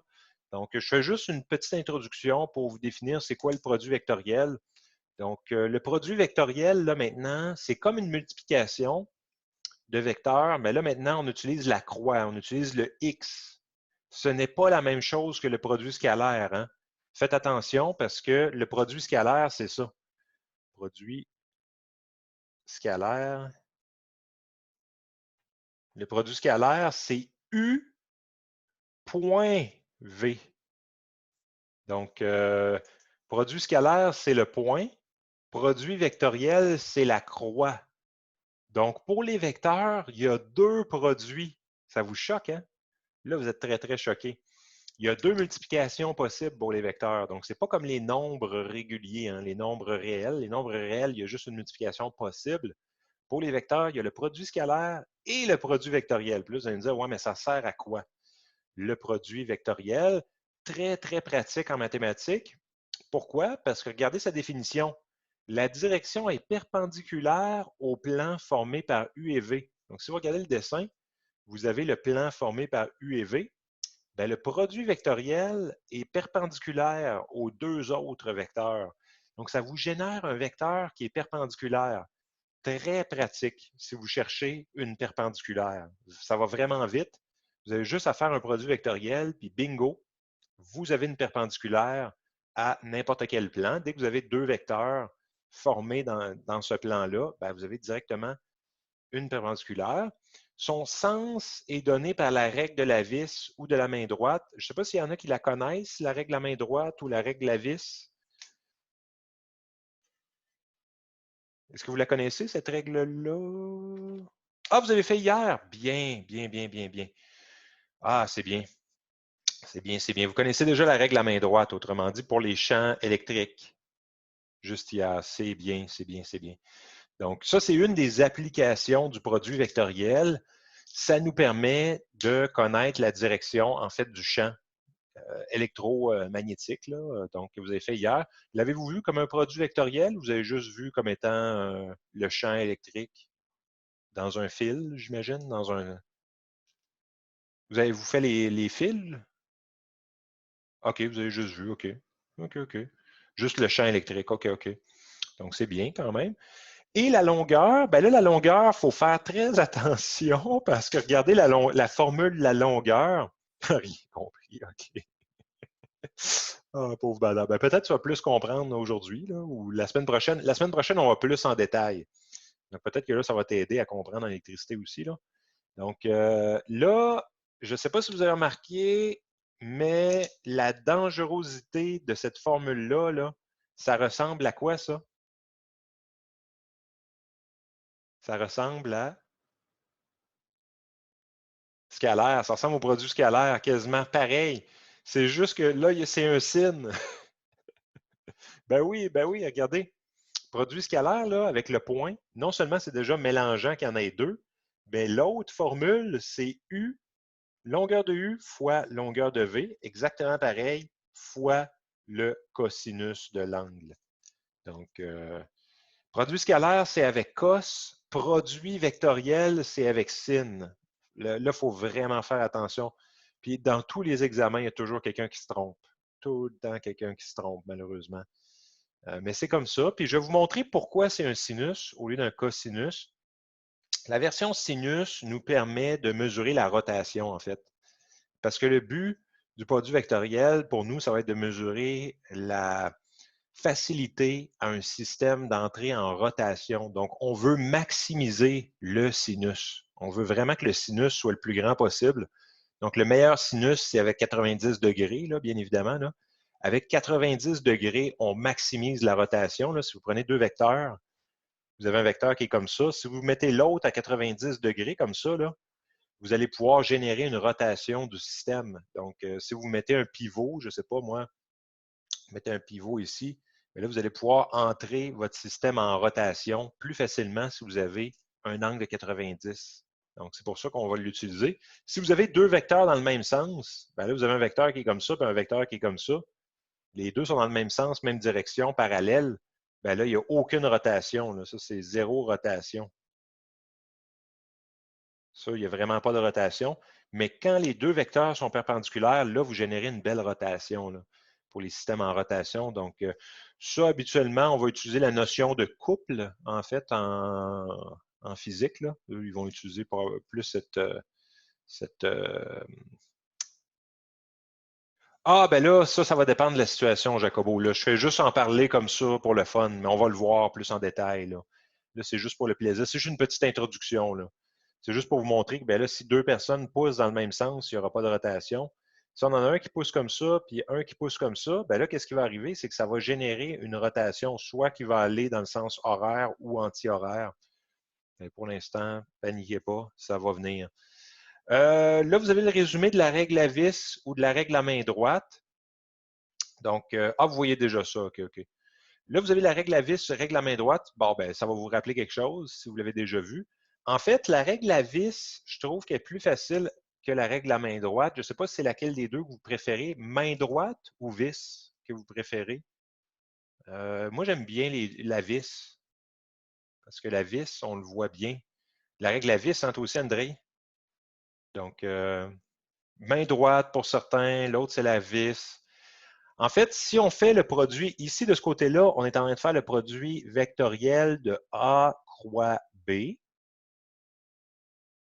Et là, ce qui est spécial, c'est que le produit vectoriel de A croix B, ce n'est pas égal au produit vectoriel de B croix A. Donc là, au niveau du produit vectoriel, ce n'est pas égal. Il faut faire attention parce que A croix B, c'est de A vers B. Il faut le voir comme ça, il faut se faire une petite flèche. En fait, si on part du vecteur A et on se dirige vers le vecteur B. En faisant ça, notre vis va tourner dans ce sens-là. La vis va tourner comme ça, en fait. Donc, à cause de la rotation générée de A vers B. Donc, comme on va de A vers B, on tourne en rotation comme ça. Donc, voyez ça comme étant une vis. Si vous essayez de visser dans ce sens-là, votre vis, ça va rentrer à l'intérieur du plan AB, en fait, formé des deux vecteurs de A et B. Si vous essayez de visser, là, vous tournez. Là, moi, j'ai de la misère, je n'ai pas rien pour faire tourner ici. J'essaie de trouver quelque chose à tourner. Ah, j'aurais dû me prendre une vis. J'aurais dû me prendre une vis avec moi, mais là, je n'ai pas de vis. Ah, j'en ai peut-être une ici. J'en ai une ici. Attendez. J'en ai une, elle s'en vient. Elle s'en vient. J'ai dévissé ma chaise. Je l'ai. Donc là, j'ai une vis ici. Là. J'en ai une vis. Donc là, je suis en train de tourner. Ben oui, j'ai une vis. Vous avez remarqué? Je l'ai là. Je suis en train de tourner comme ça, en fait. Donc là, en tournant comme ça, ma vis, ben, je vais rentrer à l'intérieur. Je vais rentrer à l'intérieur de mon plan et je vais monter par en haut comme ça. Pour ceux qui aiment les vis, Oui, oui, c'est une partie de ma chaise. Ben oui, elle est là. Ben oui, Jacobo, elle tient encore. Elle tient encore ma chaise. Je l'enlève souvent. Il n'y a pas de problème avec. Donc, ça fonctionne bien. Donc, méthode de la vis, on va rentrer. Si vous voulez utiliser la méthode de la main droite, il faut que vous preniez votre index. Donc, vous prenez votre index en premier. Là. Je vais juste me mettre comme ça, là, ça va être difficile. Vous prenez votre index, vous allez mettre votre index dans la direction de A et vous allez mettre votre majeur dans la direction de B. Donc, vous avez deux doigts, un dans la direction de A, un dans la direction de B. Et là, vous regardez votre pouce. Moi, mon pouce monte vers le haut quand je fais ça. Donc, comme mon pouce monte vers le haut, ben, mon vecteur A croix B va monter vers le haut quand je fais ça. Si vous voulez le faire pour B croix A, ben là, B croix A, maintenant, on mesure l'angle de B vers A. Donc, qu'est-ce qui se passe avec ma vis? Ben là, je reprends ma vis, mais là, je tourne dans la direction de A. Donc, si je tourne dans la direction de A, ben là, je suis en train de visser dans le plancher. Là. Je suis en train d'entrer dans le plancher avec ma vis. Donc là, je rentre dans le plancher, je rentre dans le plancher. Si vous voulez le faire avec la règle de la main droite, vous prenez votre index, vous le mettez dans la direction de B. Je vais juste m'avancer comme ça. Vous prenez dans la direction de B. Et là, vous essayez de mettre votre majeur dans la direction de A. Mais là, ce n'est pas possible. Regardez, mon majeur, il est là. Donc, ce qu'il faut faire pour mettre mon majeur dans la direction de A, je n'ai pas le choix de tourner ma main comme ça. Je n'ai pas le choix de tourner ma main. Puis comme je tourne ma main, bien là, mon pouce pointe vers le bas, dû au fait que j'ai tourné ma main. Donc, oui, oui, tout à fait. Donc, c'est ça. Le bout de vis est en haut, c'est plutôt l'index avec le pouce et le résultat est avec le majeur. Vous pouvez le faire aussi comme ça. Vous pouvez le faire aussi comme ça. Donc, Mohamed, qui est une autre méthode de règle à main droite, qui se supporte très bien, en fait. Qui se supporte très bien. Ce que je vais faire tout à l'heure, je vais vous partager des vidéos qui expliquent encore mieux que moi, là, parce que moi, c'est difficile, j'ai juste ça pour vous expliquer. Là. Mais j'ai une vidéo encore mieux faite pour vous expliquer la règle à vis. Là, si vous avez de la difficulté encore, là, vous allez pouvoir la regarder. Je vais vous la partager tout à l'heure dans les communiqués. Donc, ça va vous aider. Juste avant de se laisser, quelle heure est-il? Ah, il est juste 5h30. Juste avant de se laisser, j'aimerais vous faire deux, trois exemples. Est-ce que je peux? Oui, le pouce donne le produit. Tout à fait, Jacobo. Est-ce que je peux vous faire deux exemples? Page 192, avant de vous laisser partir. Donc, là, avant de vous laisser partir, je fais ces deux exemples-là. Donc, ce premier-là, on vous donne deux vecteurs. Vous avez le vecteur U qui est complètement sur l'axe Z, qui est de longueur 3. Et vous avez le vecteur V qui est de longueur 4, mais lui est dans le plan Y au Z. Donc, lui n'a pas de composante en X. Il n'y a aucune composante en X. Et on a l'angle entre les deux. Ce qu'on peut faire maintenant, c'est qu'on peut calculer U croix V. Donc, U croix V, ben, on peut calculer la longueur. Donc, la longueur de U croix V, on la note comme ça, là, comme d'habitude, en fait. Là. Donc, ça, c'est longueur de U croix V. Ben, là, ça, c'est juste une formule. C'est longueur de U fois longueur de V fois le sinus de l'angle entre les deux, qui est 30 degrés. Ça, c'est juste une formule, en fait. Là. Ça, il n'y a vraiment pas... Ah non, ben, je n'ai pas donné les composantes. J'aurais pu. J'aurais pu. Si j'avais donné les composantes, il aurait fallu aller calculer la longueur. U, je peux donner en fait les composantes. U, ça va être égal au vecteur. On pourrait les calculer. Là. C'est 0 en X, 0 en Y, 0, 0, 3. Le U. Le V, ben là, il faudrait le calculer avec l'angle de 30, là, mais ça ne me tente pas de le faire. Est-ce que vous me permettez de ne pas le faire? Mais vous pouvez le faire, vous pouvez l'essayer, vous autres, si vous voulez. Là. Calculer le V. Là. Donc, mais ce n'est pas nécessaire dans ce cas-ci. C'est pas. Ouais, c'est ça. Ils n'ont aucun. Oui, Jacobo, OK, j'ai pas compris. J'avais pas compris la question. C'est vrai. Ni V ni U ont des composantes en X. Personne n'a de composantes en X. Exactement. Là, j'ai compris la question. Là. Ouais, c'est ça, exactement. Fait que là, je suis juste en train de faire la longueur, là. Donc, c'est 3 fois 4 fois sin de 30 degrés. Ça, c'est rien qu'une formule, hein. Donc, ça, il ne faut pas paniquer. Ça fait 6. Donc, ça, c'est la longueur. Oui, exactement, Badar, ça fait 6. C'est tout. C'est la longueur de U croix V. Est-ce que ça vous inquiète jusqu'à maintenant? Est-ce que vous êtes correct? Au niveau de la longueur de U croix V. Là, je suis en train de chercher mes calculs. J'ai mis mes calculs à quelque part, mais je les ai perdus. C'est pas grave, on pourra les refaire. Il n'y a vraiment rien là. Ben oui, j'avais mis. Ah, je les ai ici, mes calculs, OK. Donc, c'est ça. Ensuite, pour ce qui est de la direction et du sens. Bon, la direction, il faut se souvenir que U croix V est à 90 degrés avec U et à 90 degrés avec V. Donc, c'est un vecteur qui est à 90 degrés avec les deux autres. Donc, on n'a pas le choix de le mettre où s'il est à 90 sur X, en plein ça, Christian. On n'a pas le choix. Parce que là, il faut qu'il soit à 90 avec U et à 90 avec V. Donc, on n'a pas le choix de le mettre sur l'axe des X. Je peux vous le tracer. Et je vais vous le tracer dans le bon sens en plus, parce que là, il y a un sens positif et un sens négatif. Donc, cette direction, ça va être, ben, je vais vous le marquer en dessous, c'est l'axe X, parce qu'il doit être à 90 avec U, 90 avec V. Et le sens, ben là, ça, c'est donné par la règle. Ça, il faut utiliser la règle à main droite ou la règle à vis. Là. Règle de la vis ou main droite. Là. Donc, un ou l'autre. Puis là, comme on fait U vers V, ben là, on part de U et on se dirige. On part de U et on se dirige vers V. Donc là, on est en train de visser comme ça. Là. Donc, on visse, on visse, on visse. On va aller vers les X positifs en plein ça à Zédine.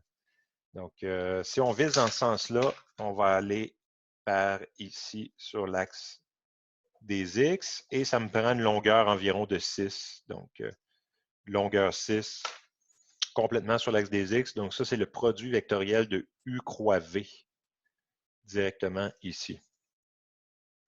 Donc, si c'est la première fois que vous voyez ça, c'est sûr que vous allez peut-être un peu plus avoir de la difficulté, mais je pourrais vous partager des vidéos qui expliquent encore mieux que moi, parce que moi, c'est difficile si on n'est pas physiquement ensemble.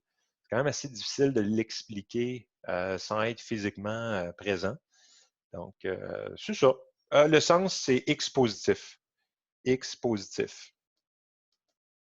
Et la longueur, c'est 6. Donc, on a les trois réponses.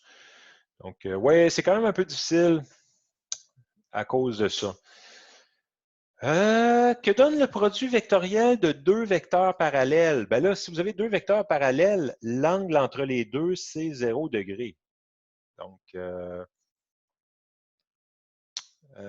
aussi, le produit scalaire du résultant avec un ou un autre est... Ah, Azedine n'a pas fini sa phrase. Là, je suis en train de calculer le produit vectoriel de deux vecteurs parallèles. Donc là, vous remarquez que l'angle va être de 0. Si vous essayez de faire U fois V, qu'est-ce qui va se passer? Bien, la longueur de ça, ça va être longueur de U fois longueur de V fois sinus de 0 degré. Qu'est-ce que ça va donner? Ça va donner 0 automatiquement parce que sinus de 0 degré, c'est 0. Donc, ça donne un vecteur nul. Donc là, maintenant, vous pouvez conclure que le produit vectoriel de deux vecteurs parallèles, bien, la résultante de ça, de U croix V, va être égale au vecteur nul. Ça donne tout simplement un vecteur nul si les deux vecteurs sont parallèles. C'est ce qu'on veut. C'est ce qu'on veut quand on a créé le produit vectoriel. Le produit vectoriel a été créé par des mathématiciens, des physiciens. Ce qu'on voulait, c'était mesurer la possibilité de mouvement, de rotation. Mais il n'y a pas de rotation possible si deux vecteurs sont dans le même sens. C'est juste on avance par en avant. On est en train de calculer un travail, en fait, quand on a un angle de 0 degré. C'est ce qu'on veut pour le travail, mais pas pour le produit vectoriel. Puis finalement, tous ces vecteurs-là sont de longueur 1. Donc, ça, c'est longueur 1. Longueur de I, c'est égal à 1. Ça, c'est égal à 1. Longueur de J, c'est égal à 1. Longueur de K, c'est égal à 1. Donc, si on fait des produits vectoriels avec eux, ils ont tous des longueurs 1 et ils ont tous des angles de 90 avec chacun. Donc, c'est tous des angles de 90 et c'est tous des longueurs 1. Donc, ça veut dire aussi que le sinus de 90 degrés, c'est égal à 1. Donc, en fait, si on multiplie I fois J fois sin 90, ça va donner 1. Donc, les vecteurs résultants vont toujours avoir d'un produit vectoriel, va avoir une longueur 1. Bonne question, Jacobo. Ben oui, ben oui, ben oui. La différence entre 0 et un vecteur nul, c'est qu'un vecteur nul, c'est un vecteur, puis 0, c'est un nombre. Donc, c'est la différence. C'est seulement conceptuel. C'est juste conceptuel. 0, c'est un nombre. Le vecteur nul, c'est le vecteur nul. Comme par exemple, ce que je pourrais dire, c'est plutôt conceptuel comme problème, c'est que, oui, c'est comme une force nulle en fait. C'est comme par exemple, si on a le vecteur nul plus le vecteur A, ben, le vecteur nul plus le vecteur A, ça fait le vecteur A. Mais le nombre 0 plus A, si on essaie de faire le nombre 0 plus A, ça n'existe pas. On ne peut pas faire ça. C'est ça, grosso modo, la différence. Même chose, on a le droit de faire le vecteur nul produit scalaire avec A. Ça, on a le droit. Mais le nombre 0 avec A, ça ne donne pas la même chose. Comme par exemple, si mon vecteur A, c'est, je ne sais pas moi, 2, 1, 3. Ben, si je fais vecteur nul produit scalaire avec A, ben ça va être 0, 0, 0. Produit scalaire avec 2, 1, 3. Tandis que 0 fois A, ben ça, c'est 0 multiplié par 2, 1, 3. Donc, c'est plutôt conceptuel, en fait. C'est conceptuel, le vecteur nul. Donc, il y a quand même une différence entre les deux. Lui, il a 3 composantes. Lui, c'est juste un nombre, 0. Donc, c'est ça la différence entre le vecteur nul et le nombre 0, en fait. Là. Il y a quand même une différence, mais c'est plutôt conceptuel, en fait. Donc, c'est ça. Mais là, mes 3 vecteurs sont tous à 90. Donc, sinus de 90, c'est 1. Donc là, si j'essaie de faire I croix J, ben là, je peux vous le faire pour lui. Là, je vais juste le faire pour lui. Donc, ça, c'est longueur de I fois longueur de J fois sinus de 90. Bien évidemment, ça va me faire 1. C'est 1 fois 1 fois 1, donc ça fait 1. Donc, ça veut dire que le produit vectoriel va générer un vecteur de longueur 1 qui doit être à 90 avec les deux autres. Donc, ça va être quoi le vecteur résultant de ça? K, exactement. Exactement, Christian, parce que ça me prend un vecteur qui est à 90 avec J et 90 avec I. Et là, on va de I vers J. Donc, on tourne dans ce sens-là. Donc, en tournant dans ce sens-là, on va sortir du plan dans la direction de K. Qu'est-ce que va donner J fois K, selon vous? I, tout à fait. I, vecteur I. Pourquoi? Parce que J fois K, on tourne dans ce sens-là. En tournant dans ce sens-là, on va sortir du plan dans cette direction-là et on va générer le vecteur I. Puis finalement, celui-là, là, vous avez deviné, là, ça va générer le vecteur J parce qu'on tourne dans ce sens-là et là, on va monter à travers du plan pour monter dans la direction de l'axe des Y positif. Donc, c'est juste une petite introduction. Là. Paniquez pas si jamais vous avez de la difficulté à le voir. On va revenir là-dessus la semaine prochaine, bien en détail. Je vais vous partager aussi entre-temps les... Oui, c'est des vecteurs unitaires, en plein ça. En plein ça, Jacobo. Il y a beaucoup de... En fait, bon, il y a beaucoup de termes qu'on pourrait utiliser. Là. Si ça vous intéresse, vous pouvez vous acheter un livre d'algèbre linéaire. Là, j'ai l'air de m'en aller bien loin, là, mais là, je m'en vais juste ici. Là. Vous pouvez vous acheter un livre d'algèbre linéaire. Là, c'est le sujet des cours d'algèbre. Donc, j'en ai un ici, l'algèbre linéaire. Si vous voulez le voir d'un peu plus près, là. Vous pouvez vous acheter ça, Introduction à l'algèbre linéaire. Leucamiote, vous allez voir beaucoup de vecteurs là-dedans. Là. Donc, il y a énormément de choses avec les vecteurs. Là. Je ne sais pas c'est à quelle page qu'il faut que j'aille pour voir des vecteurs. Ben là, déjà là, vous voyez là, les vecteurs, les définitions de tout ce qui. Ah, vecteur unitaire, juste ici. Donc, vecteur U divisé par sa longueur, ça devient un vecteur unitaire. Des belles représentations graphiques. C'est beau, hein? Ici, donc le produit scalaire de U avec V. Donc, produit scalaire fait 0 s'ils sont perpendiculaires. Vous avez ici des lois de Chasles, donc vous avez des additions de vecteurs avec des lettres. Donc, tout ce qu'on voit, hein, c'est toutes des choses qui sont faites dans les livres habituels d'algèbre linéaire, là, comme vous pouvez le voir. Là. Ça ici, donc forme polaire, bien évidemment. Toutes des choses très classiques. Hein? Donc, c'est vraiment, si ça vous intéresse d'aller plus loin, nous, on fait juste une petite introduction, en fait, vraiment très petite à tout ça. Oui, tout à fait, Christian. Tout à fait, Christian. Donc, le résultat d'un produit vectoriel, c'est un vecteur. Donc, ça ici, c'est un vecteur. Là. Si on fait, par contre, I, donc le vecteur I, produit scalaire avec le vecteur J, bien là, ça va être une constante. Donc, il faut faire très attention parce que ça, en fait, ça nous donne un nombre de joules. Si on regarde physiquement, là, physiquement, c'est un nombre de joules. Donc, puis je peux même vous le démontrer parce que le produit scalaire, en fait, c'est 1, 0, 0. Produit scalaire avec 0, 1, 0.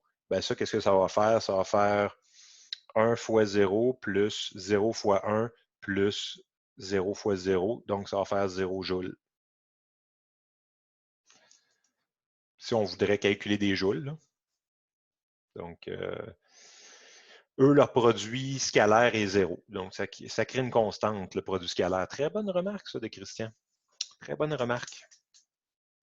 Très bien. Donc, c'est ça, je voulais arrêter à cette page-là, page 192, parce qu'après 193, là, il se passe un peu plus de choses. On pourra le faire la semaine prochaine. Là. Donc, on va pouvoir calculer l'aire d'un parallélogramme à l'aide du produit vectoriel. On va pouvoir faire ça. Puis après ça aussi, il y a la notion de moment.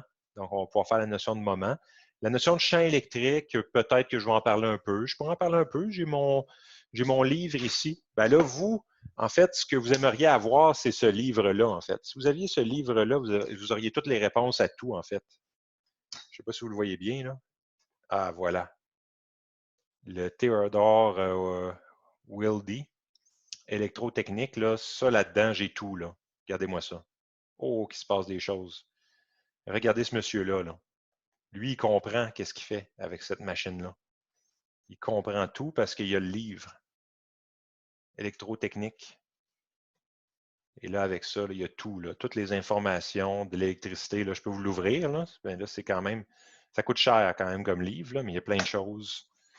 La loi d'Ohm, des circuits, il y a tout. Là. Des vecteurs. Je ne sais pas si vous voyez. Là. Plein de choses. Des champs électriques. Regardez comment je m'amuse, là. Vous voyez comment je suis heureux avec ça, un dynamo, un alternateur. J'ai tout ça à la maison. Donc, je pourrais en prendre quelques-uns si jamais vous voulez, là. En avoir un peu. J'en ai. Donc, de tout, je peux même vous montrer en fait, non, c'est pour mon plaisir, en fait, Jacobo. C'est même pas pour aucun de mes cours. C'est juste pour mon plaisir. Regardez, il y a tout. Notion thermodynamique, les unités ici. Bien là, ça commence couple, travail, puissance de moteur, énergie, loi d'Ohm, nature de l'électricité. Il y a vraiment tout là-dedans. Donc, il y a l'hydraulique, les puissance électrique, chute et tension dans les lignes de transport. Il y a vraiment tout là-dedans. Là. J'ai vraiment tout là, sur l'électricité. À peu près, ben là, il y a beaucoup de pages. Là. Conducteur, résistance, piles et accumulateurs, les circuits magnétiques. C'est là que vous voyez que le domaine est tellement vaste. Hein? Regardez, ça continue. Là. Donc, 300 quelques, 400 quelques, il y a encore des choses. Les moteurs à induction triphasés, l'électronique de puissance, je n'ai pas fini. Là, on est en distribution électrique, rendu à la page 800. OK, ça arrête la page. Il y a à peu près 1000 pages de ce livre-là. Oui, je peux vous le montrer. C'est le Théodore Wildy. Très bien, très bon. Moi, j'ai la 2e édition. Donc, mais je la trouve très bien. Si vous êtes capable d'en trouver une plus récente, c'est parce que moi, j'ai été à l'Université Laval. Donc, lui, c'est un livre édition Les presses de l'Université Laval. Donc, c'est pour ça qu'il est. Mais moi, je vous le conseille, celui-là, très bien fait. Très bien fait, très épais, là, par contre. Là. Il fait 1000 pages à peu près, mais il y a tout, là. Si jamais vous oubliez quelque chose, il y a tout là-dedans. Là. Regardez l'épaisseur. Ah, ben là, vous ne le voyez pas à cause de mon filtre, mais il est très, très, très, très bon, ce livre-là. Donc, je pourrais vous prendre quelques exemples si jamais vous en voulez de champs électriques. Bon, ben, est-ce que j'ai fait tout ce que je voulais faire aujourd'hui? Je vais regarder ma liste. Oui, ben, c'est ça. On a fait vecteur dans l'espace, donc ça, c'est fait. Exemple de vecteur dans l'espace, on en a fait. Et produit vectoriel, on en a fait. Donc, je ne sais pas si vous aviez... Ah, il est rendu à 4e édition. OK, Bader, merci. Bon, ben, je vais arrêter l'enregistrement. 3, 2, 1.